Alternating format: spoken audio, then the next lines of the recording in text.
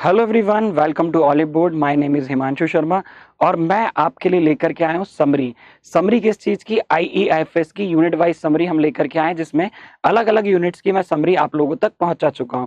तो यूनिट 4 तक की समरी आप तक पहुंच गई है और ये है हमारा यूनिट 5 क्या है? Infrastructure including social infrastructure.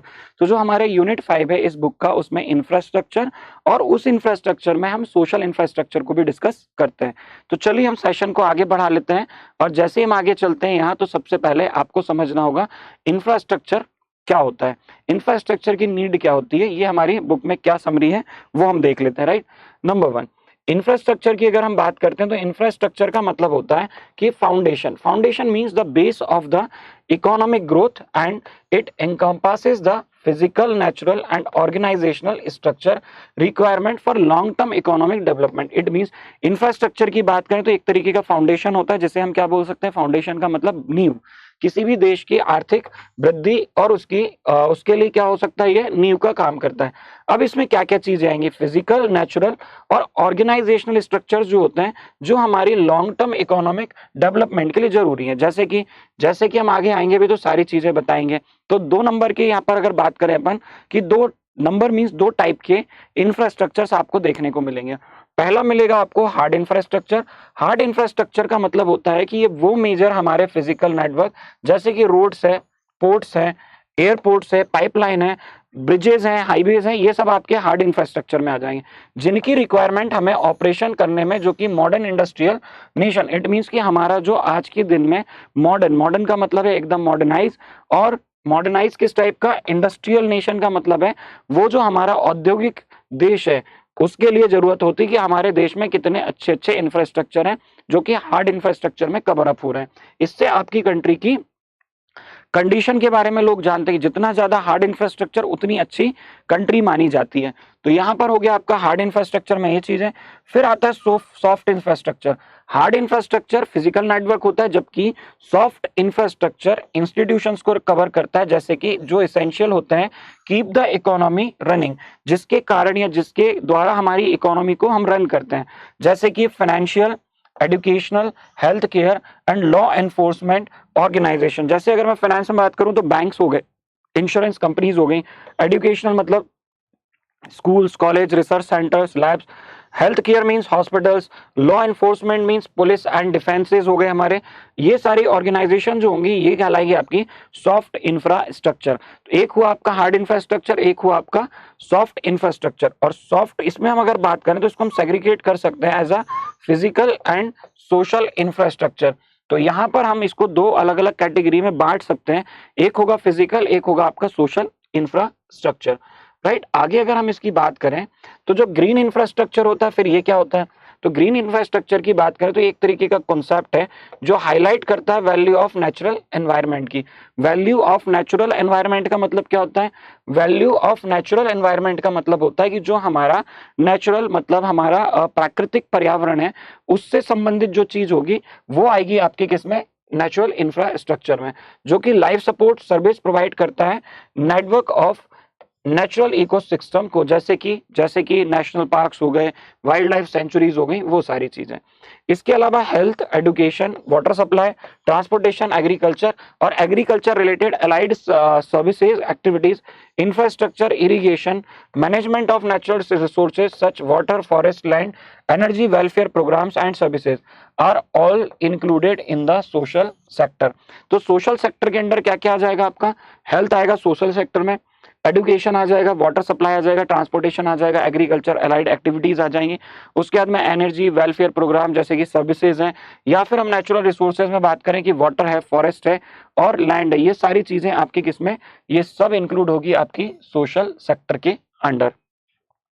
आगे चलते हैं, देखते हैं कि पॉजिटिव एक्सटर्नैलिटीज जो होती है वो जुड़ी होती है किसके साथ में? सोशल इंफ्रास्ट्रक्चर के साथ में, जो कि प्ले करती है एक बहुत ही महत्वपूर्ण रोल हमारी कंट्री की, हमारे देश की आर्थिक विकास और वेल बीइंग के लिए। तो आर्थिक विकास, आर्थिक इकोनॉमिक डेवलपमेंट और वेल बीइंग के लिए क्या करेगी? पॉजिटिव एक्सटर्नैलिटीज होती हैं किसके साथ में? जो एसोसिएटेड सोशल इंफ्रास्ट्रक्चर होता है उसके साथ में।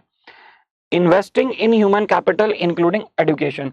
अगर हम बात करते हैं investing in the investing in the human capital including education.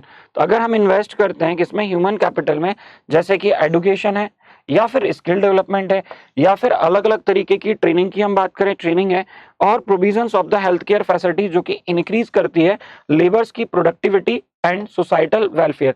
Societal welfare का मतलब क्या हुआ, सोसाइटल वेलफेयर का मतलब हुआ सोसाइटी के कल्याण के लिए, और लेबर प्रोडक्टिविटी का मतलब है अगर हम किसी लेबर को, किसी इंडिविजुअल को ट्रेन करेंगे तो वो पहले जिस तरीके से काम कर सकता था या जितनी उसकी कैपेसिटी थी, एफिशिएंसी थी, वो बढ़ जाएगी। तो उसके कारण उसकी प्रोडक्टिविटी को हम थ्रू द ट्रेनिंग क्या कर सकते हैं, बढ़ा सकते हैं। तो ये क्या होता है, जब हम इन्वेस्ट करते हैं ह्यूमन कैपिटल में, तो ह्यूमन कैपिटल के अंदर आएगा एडुकेशन, ट्रेनिंग, स्किल डेवलपमेंट, और ये सारी चीजें जैसे provision of the health care facilities हैं, ये इंक्रीज कर देती हैं लेबर की प्रोडक्टिविटी को, राइट। ओके, आगे देखते हैं।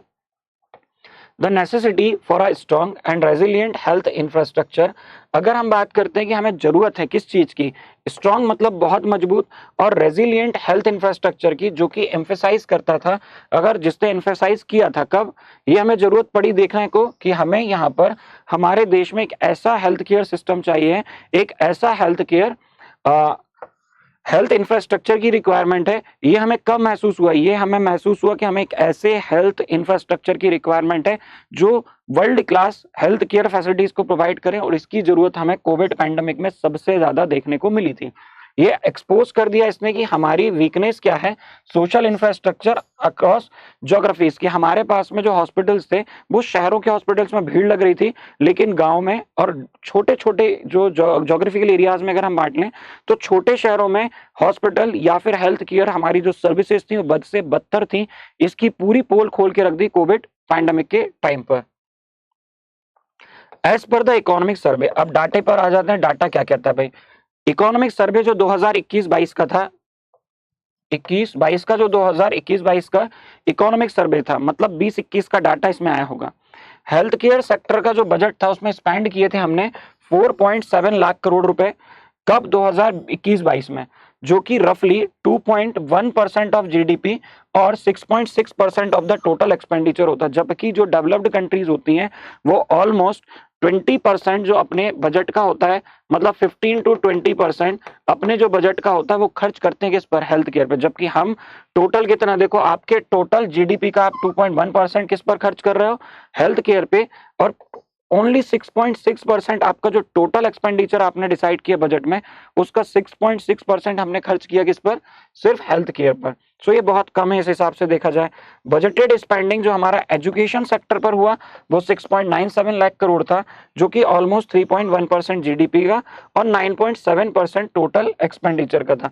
मतलब एडुकेशन पर ज्यादा, हेल्थ पर कम किया।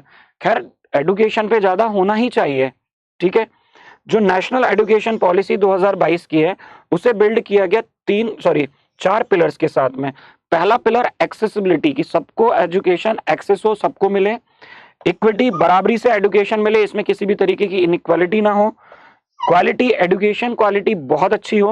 और अकाउंटेबिलिटी का मतलब है रिस्पॉन्सिबिलिटी, जवाबदेही बना दी जाए कि अगर बच्चों को एजुकेशन नहीं मिल पा रही है तो वहां की जो गवर्नमेंट है, जो रिस्पॉन्सिबल पर्संस हैं, ऑफिशियल्स हैं, उनको यहाँ पर पनिश किया जा सके। That is called the accountability. तो ये हमारी नेशनल एजुकेशन पॉलिसी 2022 के अंदर इन चीजों को एड ऑन किया गया है। द प्राइमरी गोल, अब हम बात करते हैं प्राथमिक गोल किसके, अब हमारी कंट्री में फैमिली वेलफेयर प्रोग्राम भी लॉन्च किए गए। So the family welfare programme, इसको स्टेबलाइज किया गया किसके लिए, पॉपुलेशन, और ये ऑफर करेगा हाई क्वालिटी हेल्थ सर्विसेज को including immunisation of the pregnant women and children. तो इम्यूनाइजेशन का मतलब वैक्सीनेशन वगैरह लगती हैं, तो वैक्सीनेशन प्रोग्राम्स होता है प्रेग्नेंट गर्भवती महिलाओं का और बच्चों के लिए, और ये फ्री ऑफ कॉस्ट होगा हमारी कंट्री में। इन सब चीजों के लिए गवर्नमेंट ऑलरेडी फंड डिसाइड करती है, और उस फंड के बेसिस पर ये जो अपन ने बनाया ना बजट, ये सब उस बजट में इंक्लूडेड होता है थ्रू द जो गवर्नमेंट हॉस्पिटल्स होते हैं, आंगनबाड़ी केंद्र होते हैं, उनके through. Population management is the core and fundamental goal of the family welfare programme. कल मैंने जब वाईटी पर यूट्यूब सेशन में एक क्वेश्चन करवाया था, उस क्वेश्चन में मैंने आपको पूछा था कि what is the main fundamental goal of the family welfare. तो फैमिली वेलफेयर प्रोग्राम का मेन गोल और मेन एम होता है पॉपुलेशन मैनेजमेंट, जो बढ़ती हुई जनसंख्या उसको कैसे कंट्रोल किया जाए, या जितनी जनसंख्या है उसको मैनेज कैसे किया जाए, ये मेन मोटिव है हमारा किसका, हमारे जो फैमिली वेलफेयर प्रोग्राम है उसका। हेल्थ इंफ्रास्ट्रक्चर एक बहुत ही इसेंशियल मैट्रिक है हमारे assessing the countries health care policy and welfare system का। अगर आपको ये पता करना है कि आपकी कंट्री में कितनी अच्छे लेवल पर आप हेल्थ केयर पॉलिसी है और आपका वेलफेयर सिस्टम कितना अच्छा है, तो आप अपनी कंट्री के हेल्थ इंफ्रास्ट्रक्चर को देख लो। ईयर बाय ईयर इंडिया का जो हेल्थ इंफ्रास्ट्रक्चर है वो लगातार बढ़ता चला जा रहा है, जैसे कि कंटिन्यूसली एम्स जैसे बड़े बड़े वर्ल्ड क्लास फैसिलिटीज के साथ में हमारे मेडिकल कॉलेजेस हॉस्पिटल के साथ स्टार्ट हो रहे हैं। बहुत सारे शहरों में हॉस्पिटल्स शुरू करवा दिए गए हैं। Along with that the Ayushman Bharat Yojana is already running. Ayushman Bharat Yojana चल रही, तो ऐसे बहुत सारी फैसिलिटीज हैं जो स्टार्ट कर दी गई। जितना अच्छा इंफ्रास्ट्रक्चर उतनी अच्छी कंट्री मानी जाती है, चाहे वो सॉफ्ट इंफ्रास्ट्रक्चर हो, हार्ड इंफ्रास्ट्रक्चर हो, या फिर हम बात करें ग्रीन इंफ्रास्ट्रक्चर की। तो ये सारी चीजें जो होती हैं, इसी के बेसिस पर हम किसी भी कंट्री की ग्रोथ और डेवलपमेंट डिपेंड होती है। उस कंट्री की जो स्थिति है, जिसको हम बोलते हैं ना कि उस कंट्री की क्या कंडीशन है, वो इसी के बेसिस पर डिसाइड होती है, राइट। चलिए इसी के साथ हम सेशन को एंड करेंगे। बिफोर एंडिंग द सेशन, ये सेशन सब कंटिन्यू आपको मिलते रहेंगे। इसका एक प्लेलिस्ट भी सेपरेटली बन गया है। ये 3 अलग अलग सोशल मीडिया की चीजें हैं। ये हमारा ये हम लोगों का टेलीग्राम चैनल है। इस टेलीग्राम चैनल से जुड़ जाइए। ये मेरा पर्सनल टेलीग्राम चैनल है। ये मेरा FB पेज है। अगर आप चाहें मुझे फॉलो करना तो कर सकते हैं। एक गुड न्यूज ये है कि हम लोगों का ये 3 अलग अलग सब्जेक्ट वाइज बैचेस भी इंक्लूड कर दिए गए हमारे कोर्सेज में, इनको लॉन्च कर दिए गए। आप चाहो तो retail banking, wealth management, IEIFS और accounting finance management for banking, तो आप AFM, IEIFS, RB, WM का कोर्स अगर इंडिविजुअल परचेज करना चाहते हैं, तो अब ये फैसिलिटीज भी ऑलिव बोर्ड पर उपलब्ध है। इनमें से कोई भी कोर्स परचेज कीजिए, यूज कीजिए कोड हिमांशु और पाइए 55% तक का ऑफ हमारे सभी कोर्सेज पर। अलॉन्ग विद दैट ये जो 2 बैच हैं, एक बाइलिंगुअल बैच है, एक इंग्लिश मीडियम बैच है। www.oliveboard.in पर जाइए और जाकर के कोर्स चूज करके आप वहां से क्या कर सकते हैं, हमारे सभी कोर्सेज में एनरोल हो सकते हैं।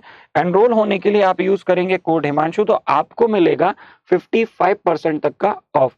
सेशन से जुड़ने के लिए आप सभी लोगों का बहुत बहुत धन्यवाद। अगर वीडियो अच्छा लगा हो तो लाइक करें। आपका प्यार मुझे लाइक के फॉर्म्स में देखने को मिलता रहेगा। लाइक करें, शेयर करें and do not forget to subscribe the channel. Thank you so much for joining the session.